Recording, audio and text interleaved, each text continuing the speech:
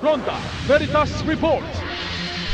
Damdaming anawim ng iba't ibang sektor kaugnay sa kanilang pagtutol sa privatization ng NAIA. Nakatutok si Nolan Ariola. Maraming salamat mga kapanalig. Nagprotesta ang iba't ibang sektor sa harap ng Korte Suprema sa lungsod ng Maynila para ipahayag ang kanilang mariing pagtutol sa privatization ng Ninoy Aquino International Airport.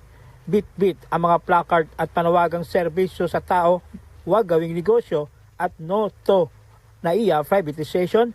Iginit ng migrante at manibela na dagdag pahirap lamang sa ordinaryong mamamayan at lalo pang magpapabigat sa pamasahe at serbisyo ang privatization.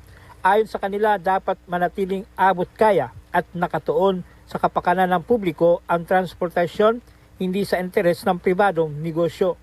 NAIA Terminal ay unang maapektuhan. Gagawin pong pribado. Ano po ang ibig sabihin kapag pribado?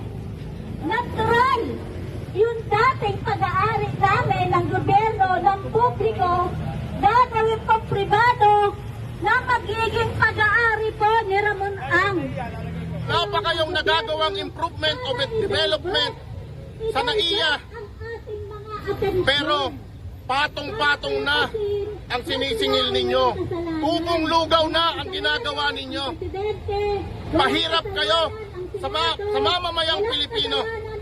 Nandito kami dahil kami ay mananakay din. Nanawagan tayo na itigil ang privatization, ibalik sa gobyerno ang pamumuno, pamamahala sa NAIA. Yan ang tinig ni na Emer at Mar. Samantala, iba't ibang forma ng pagkilos ang inilunsad ng migrante at partido lakas ng masa nitong mga nakarang araw mula sa petisyon at protesta sa harapan ng San Miguel Corporation upang tutulan ang pagsasapribado ng paliparan. Mga kapanalig, isa sa dalangin at hangarin ng simbahang Katolika ay ang bigyan ng balansing pagtugon ng mga kinaukulan ang mga hinaing ni Numan. Para sa Veritas 846, ang radyo ng simbahan, ako inyong kapanalig, Nolan Ariola, sumainyo ang katotohanan.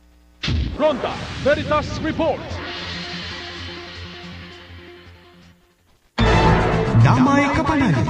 Pakinggan natin ang isa sa natulungan ng programang Caritas in Action, si Dina Cabardo ng Santa Rosa, Laguna, na unang nanawagan para sa kanyang asawa na si Wilfredo Cabardo na may sakit na diabetes at pneumonia.